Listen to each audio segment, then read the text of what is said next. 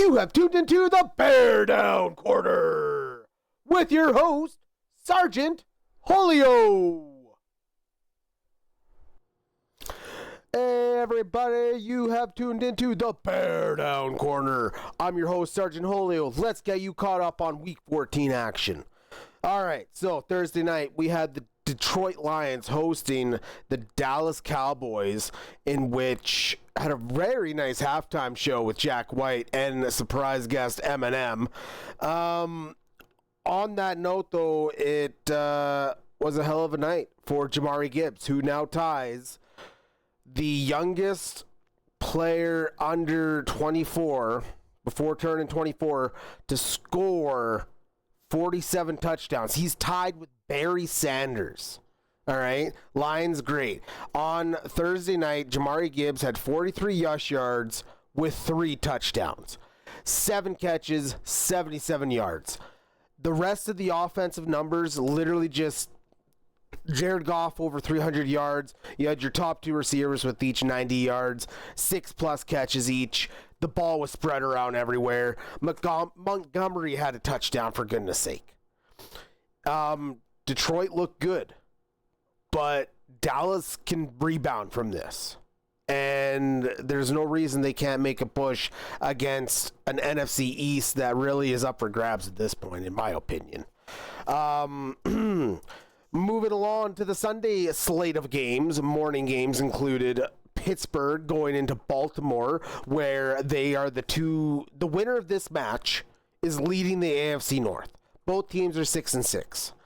Aaron Rodgers, 23, 34, and 284 yards with 1 passing touchdown and 1 rushing touchdown on the day.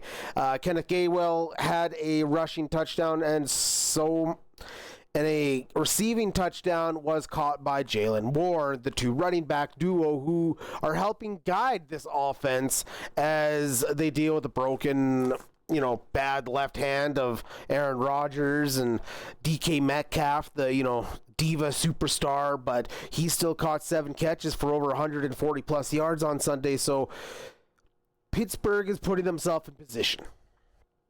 They need to keep winning. I unfortunately see the AFC North still having, for the next 4 weeks plus, it's going to be an up and down roller coaster. I think you're going to have possibly a couple division lead changes, but it's pretty much down to Baltimore and Pittsburgh at this point. But you got to keep hot with both of them, though, right? So if Pittsburgh drops the ball 1 week, Baltimore can pick it up. So good luck to the Steelers in their endeavor for a division title. Seattle went into Atlanta, where JSN did not disappoint with another 2 touchdown performance on 7 catches and 90 plus yards. Sam Darnold went 20 of 30 on the day with 3 touchdowns. 2 obviously JSN, 1 to Cooper Kupp. The defense, that's my main thing. They came through again, 3 turnovers and a special teams kick return touchdown by Seattle, who won 37-9. Tennessee went into Cleveland, where honestly that I would have liked to have. I caught parts of that game, but I was over at my Oxbow Christmas party that day. I had a great time with my wonderful friends in Mark, Frazier, and Justin. And while we were watching those games, I caught bits and parts. Tony Pollard went 161 and 2 touchdowns to help control the game for Tennessee. But little did that help that Shedeur Sanders throws for over 364 yards, 3 passing touchdowns, and ran a touchdown in. Shedeur was also named the starter for the rest of the season after this game. So in a losing effort where Tennessee picked up their 2nd win of the season, but not enough to necessarily knock Cleveland into the number 1 overall spot come the draft, 31-28 was the final. Now, these 2 teams are rebuilding. I think, in the weirdest way to say this, Cleveland actually has more upside at this point. And if they can lock down a few things, even with all the salary cap shit they got going on, they might be able to come back and be an actual competitive team next year. depending on where they end up in the draft and how they go about the whole quarterback sitch. But really, you're tied to Deshaun Watson at least another year. All right. Earlier reports said he was going to be released. Now reports are saying they're going to keep him in 2026. So he's going to compete with the two rookies from this year, in Shedeur and Gabriel, for the starting quarterback next year for the Cleveland Browns. Cleveland has a good defense. And if this kid is making that spark, and if they believe in him, and if they go into next year with the crappy situation out there, and you know what, use those draft picks and just get better overall. Get better on the offensive line. Get better in the trenches. Control both sides of the ball. If you are Cleveland, that is what I would do considering the situation you put yourself in, signing Deshaun Watson to that ridiculous contract. Minnesota went into the New York Jets where... Oh, no, sorry. Miami. Miami went into New York on Sunday where Devon Achane got injured early on. He was already up to 7 rush attempts with a touchdown on the ground. Jalen Wright did just fine filling in for him with 24 attempts and 107 yards on the ground with 1 touchdown. Tua Tagovailoa also had a passing touchdown in this game to Jalen Waddle. 34-10 is the final there. New Orleans goes into Tampa Bay, where Tyler Shaw was not going to be denied on this day. This rookie quarterback went 13-20 for 140-plus yards, 1 interception, but he ran 2 touchdowns. And he did it in the orderly fashion of driving this team down the field at the proper critical points and making the plays. They knock off the division-leading Tampa Bay Buccaneers 24-20 in a game that Tampa honestly really needed to keep ahead of Carolina. These losses start piling up in a, back and forth fashion. I guess you're going to have to hunker down come your rematch with Carolina here in the final weeks. This isn't good, Tampa. This isn't good for you, but good news. Mike Evans is expected to be back maybe for next week, so that could be exciting.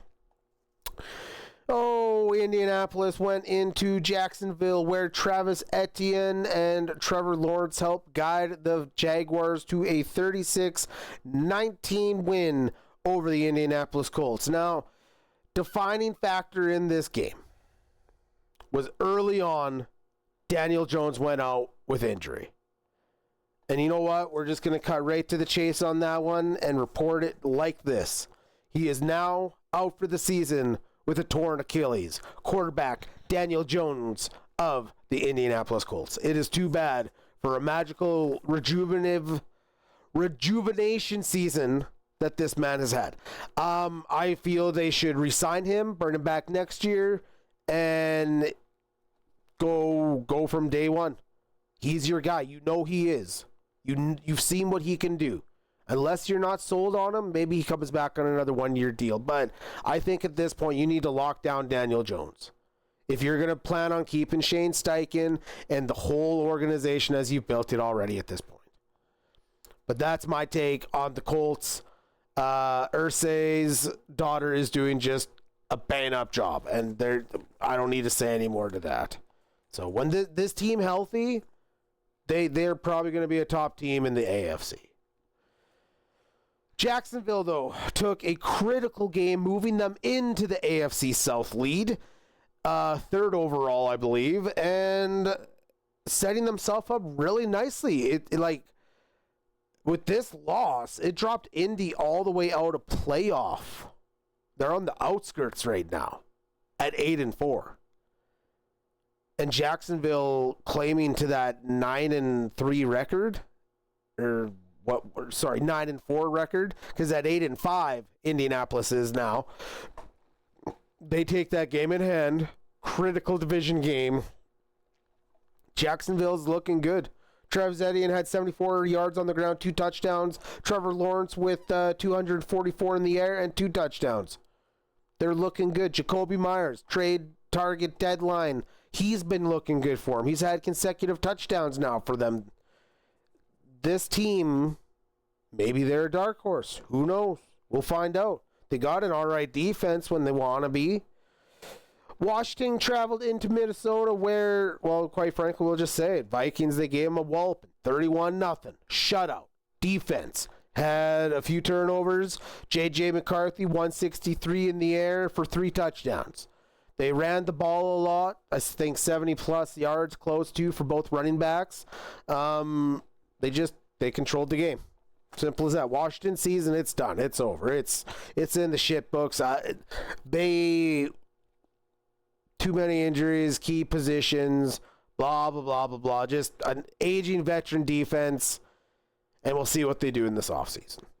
Cincinnati went into Buffalo, where this was a game that when we had seen earlier mid-game, Cincinnati was up like 28 to freaking, I think, 11 or something like that. Like, they controlled this game. Josh Allen was like, screw that. Put him on my back. Let's fucking go. 22 of 28, 251 yards, 3 touchdowns in the air, 0 interceptions, with a touchdown on the ground, and he came 2 yards shy of leading the team, tying the team in rushing yards on the day. He's a freak. And if he's your quarterback, man, the game is never out of reach. You're 2 games behind, actually technically 3, because New England has 11 wins. You're at 9 wins. Okay, so you're now 9-4, but New England has the tiebreaker on you right now. So if you, I guess, beat them this upcoming weekend in Week 15, you're going to close that gap. And you're also going to then break the freaking tie, or be tied with them at least, right? So if you win out, and if maybe they lose a game here or two, you might be able to take division again. But right now, New England is looking like they're going to be the ones, and they're in control. They are in complete control of their destiny. They have the number 1 seed. They have everything firing on all cylinders. Now, who have they played? And we're going to see how strong this team can be. If they can beat Buffalo, I feel that legitimizes the New England Patriots for this season. Because if you can beat Buffalo twice in one season, as they are Super Bowl favorites of the AFC, really at this point, at least they were early on in the season, that's a defining factor. So if they can come up with the upset this next weekend, oh, how the football world will say. Afternoon games included Chicago traveling to Green Bay. Honestly, this game was back and forth, hard fought, and we came up play short at the end on a 4th down. I felt he could have done something different just to pick up the new downs, call the timeout, go for a new freaking shot at it. But he forced the ball, interception in the end zone. Chicago loses 28-21. Jordan Love had 3 touchdowns on the day, 1 interception. A lot closer game than maybe a lot of people thought it was going to be. And you know what? I'll take that, even though it's a loss. And it dropped us to number 7 overall, and we're out of first overall spot. Here's the thing, though. Green Bay's not the number 1 seed, though. Or at least they wouldn't be until the LA Rams took a ass whooping to the Arizona Cardinals of 45-17, where Matthew Stafford had another 3-touchdown day of 380 yards and 22 of 31. Blake Corum filled in real nice for Kyron Williams after he had a touchdown and almost 80 yards on the day, but he went out and they kept him out because they can lean on this kid to fill the role. So instead of risk higher injury on the day, they sat Williams and Corum got a shot on the day. 120 plus yards and 2 touchdowns on the ground. Like, they have talent at all positions. They have a great defense. There's been rumors swirling, and I think this is always going to be the case if they're, competitive as long as it's the next few years. Aaron Donald might be coming back. If he does, God help us all. That defense just, yeah.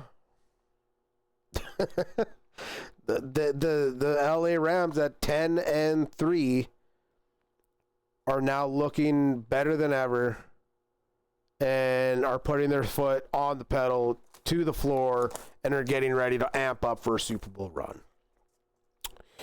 Houston went into KC for the Sunday Nighter, where the Texans brought in a 7-5 record, hoping to improve. Sorry, a 7-6 record, hoping to improve to close the gap on an AFC South that is still very much up for grabs, with many divisional matches coming in these weeks. Houston took this contest 20-10 in a fact where the Houston defense forced 3 turnovers, picking off Patty Mahomes, putting their stamper mark on this game. This was a defensive game, and Nico Collins did enough to move the offense on 121 yards with 4 catches. The Texans should be thankful that they got the defense they do. They are a top 2, if not top in the league. They're right up there with Seattle, with LA. It's Houston. There's probably a few other teams I can add as a top 5, but either way, it's a top 5 defense for this team. And that is their strong suit. Denver, right? My goodness. And to finish off the week with the Monday Nighter, you got Philadelphia traveling to the LA Chargers, where the Chargers ended up battling to the bitter end and forcing Jalen Hurts to throw not 1, not 2, not even 3, but 4 turnovers, and they also had a fumble recovery as well. They controlled the game with 150 team rushing yards as Justin Herbert led the team in rushing. Omarion Hampton made his return, caught Justin Herbert's touchdown pass, and Kaimai Vadel had over 100-plus yards with his 50-plus yard reception earlier in the game for an explosive play, and 70 ground yards for the day. Cody Dicker as well, 5 for 5 as he kicks the overtime winner up for the Chargers. That will do it for the scores of Week 14. Let's get you caught up on injuries and a little bit of news heading into Week 15. Falcons owner Arthur Blank still 100% in support of his head coach Raheem Morris. There have been swirling reports and stuff based on the fact of the team's record at 4-9, but nevertheless, he is fine with him moving forward with him as his head coach next season, or at least early reports coming out. Browns, we reported this earlier, named Shedeur Sanders starter for the rest of the season after Sunday's performance. Pats and Ravens for Week 16 after this upcoming week. For Sunday, December 21st, it will be moved to the Sunday Nighter game. They are flexing this game as the Pats have not had a primetime game this year, being atop of the league, and time to show them some love. They move the Cincinnati-Miami game out of the slot. Zach Ertz is out for the season for the Washington Commanders. Honestly, not much surprise there. They've been losing guys left, right, and center. Bengals, Hendrickson, defensive end, he's out as well. Rest of the season having season-ending core muscle surgery. Good luck to you in rehab, good sir. And as also reported earlier, Daniel Jones is out for the season. I hope all the best in your recovery. I hope the Achilles heals strong and you get a chance to come back and lead this team to what was going to be a magical season. I really do believe. But that's going to be all right, because you know what? That's all the time we got here for you today here at the BearDown Corner. I'm your host, Sergeant Julio. You can catch us on every Tuesday at 8 o'clock 8 o'clock Eastern Time, 6 o'clock General Mountain Time on anywhere you can listen to your podcast, and of course, YouTube, be safe, take care, and we will catch you next week here on the Bear Down Corner.